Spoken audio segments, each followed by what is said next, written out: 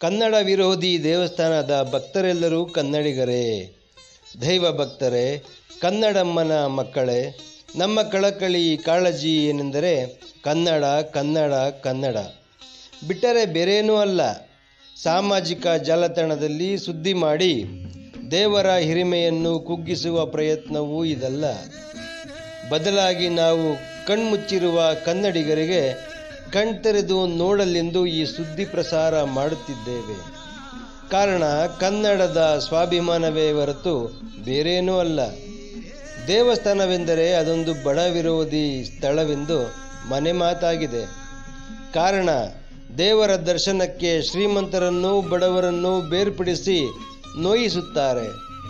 ಹೀಗಿರುವಾಗ ಇಲ್ಲೊಂದು ಕರುನಾಡಿನಲ್ಲೇ ಕನ್ನಡ ವಿರೋಧಿ ದೇವಸ್ಥಾನ ಇದೆ.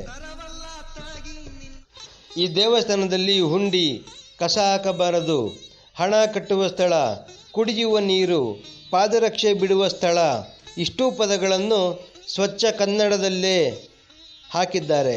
ಬದಲಾಗಿ ಬೇರೆಲ್ಲ ಪದಗಳು ಇಂಗ್ಲಿಷ್ ಭಾಷೆಯಲ್ಲಿವೆ ಏಕೆ ಎಂದು ಆಡಳಿತ ಮಂಡಳಿಯವರನ್ನು ನಾವು ಪ್ರಶ್ನಿಸಿದಾಗ ನಮಗೆ ಸಿಕ್ಕ ಉತ್ತರ ಏನೆಂದರೆ, ಈ ಸ್ಥಳಕ್ಕೆ, ಈ ದೇವಸ್ಥಾನಕ್ಕೆ ಹೆಚ್ಚಾಗಿ ವಿದೇಶಿ ಭಕ್ತರು ಬರುತ್ತಿದ್ದಾರೆ, ಆದ್ದರಿಂದ ಇಂಗ್ಲಿಷ್ ಬಳಸಿದ್ದೇವೆ ಎನ್ನುತ್ತಾರೆ.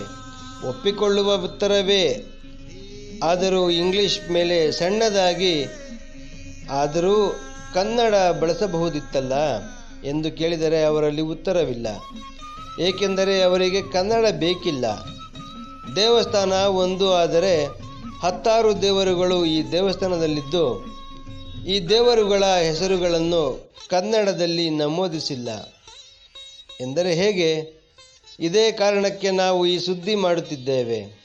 ಈ ಸುದ್ದಿಯನ್ನು ನೋಡಿದವರು ತಪ್ಪದೆ ನಿಮ್ಮ ಗೆಳೆಯ ಗೆಳತಿಯರಿಗೆ ಹಂಚಿದ್ದೇ ಆದರೆ ಆಡಳಿತ ಮಂಡಳಿಯವರಿಗೂ ಸಿಗುತ್ತದೆ. ಸಿಗದೇ ಇದ್ದರೂ ಸಹ ಕನ್ನಡ ದೈವ ಭಕ್ತರಿಗೆ ಸಿಗುತ್ತದೆ. ಕನ್ನಡ ದೈವ ಭಕ್ತರು ಆಡಳಿತ ಮಂಡಳಿಯವರನ್ನು ಹೆಚ್ಚಾಗಿ ಪ್ರಶ್ನಿಸಿದರೆ ಇದಕ್ಕೆ ಉತ್ತರ ಸಿಗುತ್ತದೆ.